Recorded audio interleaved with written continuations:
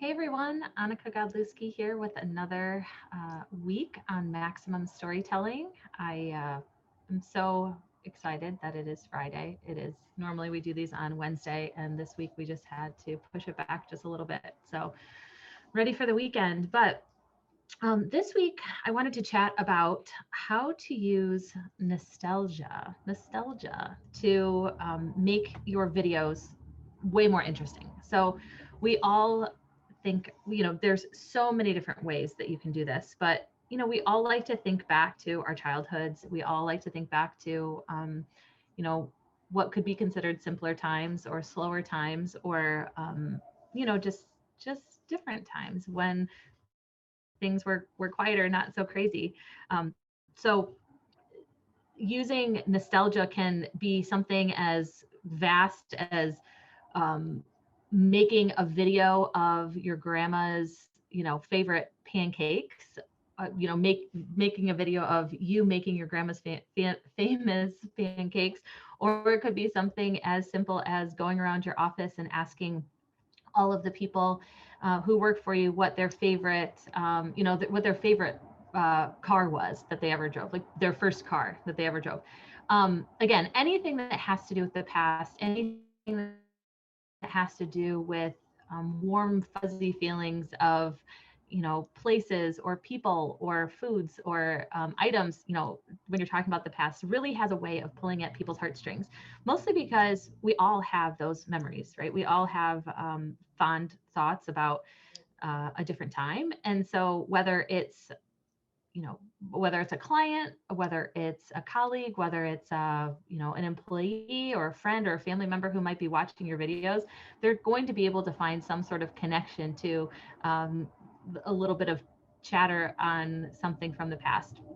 One cool way to do that is to talk to the different lawyers in your office and say, let's get a little nostalgic and let's talk about what law school was like for us. For some of the attorneys, they've been practicing law for so long that maybe they didn't have computers, or maybe they didn't have a lot of them probably didn't have even cell phones or a way to text your colleagues to, or your classmates, to set up study dates, or the ability to Zoom with your professor instead of being in class, face to face. So talking about what law school is like, or even what high school was like, or grade school was like. Talk about, you know I'm sure that somebody will come up with the old saying, oh, I walked 25 miles uphill in the snow both ways. That's always a joke when older people talk to younger people about what life was like going to school for them when they were children versus, the luxuries of now, where you can take an electric scooter if you really wanted to. But ask your employees, hey, what was your favorite food growing up, or what's your fondest memory of your grandparents, or what's one toy that you used to play with that you would love to see now. You can easily Google nostalgic things from the 70s, or nostalgic things from the 50s, or nostalgic things even from the 90s, right? There are so many different fads and so many different fashions and so many different popular items and popular places from those time periods, that if you do a quick Google search from, either the decade that you were born, or the decade where you were coming of age as a teenager, or the decade where you started your career, you're bound to come up with some pretty some pretty memorable memorable things that you can discuss. So I encourage you guys to do a Google search. Like, let's just say that you're okay, I'm 37, for instance. So if I were to do this, if I were an attorney and I was going to do this exercise, I would probably Google nostalgic things from the 80s. I was born in 1984. So nostalgic things from the 80s, and think about some of the, I would find other people of my generation or of my age and talk about Cabbage Patch dolls and, oh my goodness, Pepsi Barbie. I remember having a Pepsi Barbie, which was really random. And just, what we always wore, Oshkosh Bagosh corduroy overalls. So those were some of the fashions in our childhood.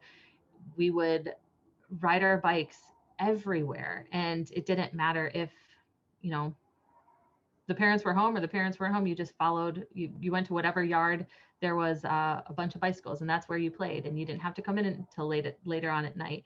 Or sometimes in the summertime, you could play flashlight tag with all of your friends, and you weren't tethered to a cell phone. So those are probably the things that I would talk about from my childhood. I would have, maybe one or two people of my generation, maybe some, friends of mine from high school, or some colleagues in the office or coworkers in the office who are about my age, and just sit down and talk about it. Like, hey, do you guys remember when we didn't have to worry about calling our parents texting our parents every 2 minutes to let them know where we are? Or, do you remember opening your Cabbage Patch doll and the box to the Cabbage Patch doll and seeing the little birth certificate in there? That was always fun. Talk about all those different things, all of your fondest childhood memories. And again, it doesn't have anything to do with the law. It really doesn't, but it'll still help you resonate with your audience, because you're talking about something human. So another thing that I could easily do is, I was in high school. Let's see, I graduated from high school in 2002. So, hey, what were all the popular songs from those 4 years that I was in high school? And, you could even probably play them while you're making the video, just to get a little extra taste of what you're trying to accomplish here, which is, might be a little fun. But just talk about all of the different all the different fads that were going on, or talk about some of the cool restaurants. What another thing you could do is, if there's an iconic restaurant in town that has been around forever. Here in Toledo, there's a restaurant called Mancy's Steakhouse, and it's super popular. It's been around, probably since like 1920 or something like that. But you could easily take your cell phone, spend 5 minutes going in. You could tip the owner off ahead of time and say, hey, we're just touring around talking about iconic area restaurants, and we love Mancy's, so we wanted to stop in and say hi and have a meal and just show everyone around. So you could talk with the owner for a couple of minutes. You could talk with maybe some older people who are there that have gone to the restaurant before, of course, and just discuss it. See how the menu, has the menu changed? Has the menu always stayed the same? What popular dishes have stood the test of time? If you ever Google like 1950s cuisine, it's so different than it is now. So it's, talk to your grandparents, talk to any of the older people who have seen a thing or two, and ask them about their lives and all the things that really stand out to them generation after, like, decade after decade. And you'll probably end up with some pretty cool stories. So you can go to iconic restaurants. You can go to different neighborhoods that have changed over the years. A lot of, especially here in Toledo, they're reviving so many of the older neighborhoods that kind of become run down over the years, and they've spent a lot of time and money and effort into revitalizing some of those parts that became dilapidated over the years. So, find old photographs of the neighborhoods that were thriving back in the day, and compare them to photographs of when they weren't, doing so well. And now, if they're flourishing, go down and make video of that. Detroit is a really great example. They've just done so many wonderful things up there, and it looks like a totally different city.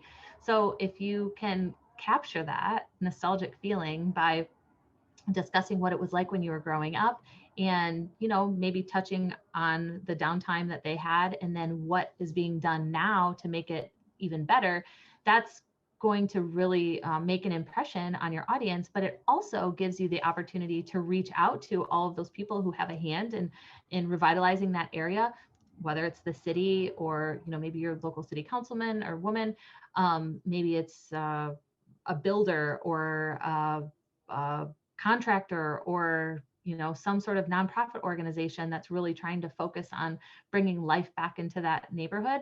It gives you a reason to reach out to them also and interview them on camera, create a video alongside them, either in their office or right on site where the new construction is going up, or where it's already occurred. So try to think outside the box when you're creating some of these nostalgic videos. How can I get other people involved, and how can I get the opinions of all of these, different people who have a hand in any of the things that you're talking about? Because you're going to make them feel really great, and you're going to make them feel important, and you're going to kind of look like a hero for taking the time to ask them about their lives, and ask them about all the projects that that they have going on, or even simply asking for their own opinion about what they miss about their childhood or their teenage years, or when things used to be different. So just figured I would throw this out there and give you guys a couple of ideas on how to use nostalgic little stories to enhance your own videos. So again, don't be afraid to talk about people, places, food, things, really anything that simpler to other videos and or photograph people smile. So thank you, teller. If more maximum storytelling rather, if you guys have any questions or comments, make sure to leave those below and let us know what else you would like us to talk about, because we're always looking for great topics to keep you guys happy and telling great stories that your people want to hear. So thanks.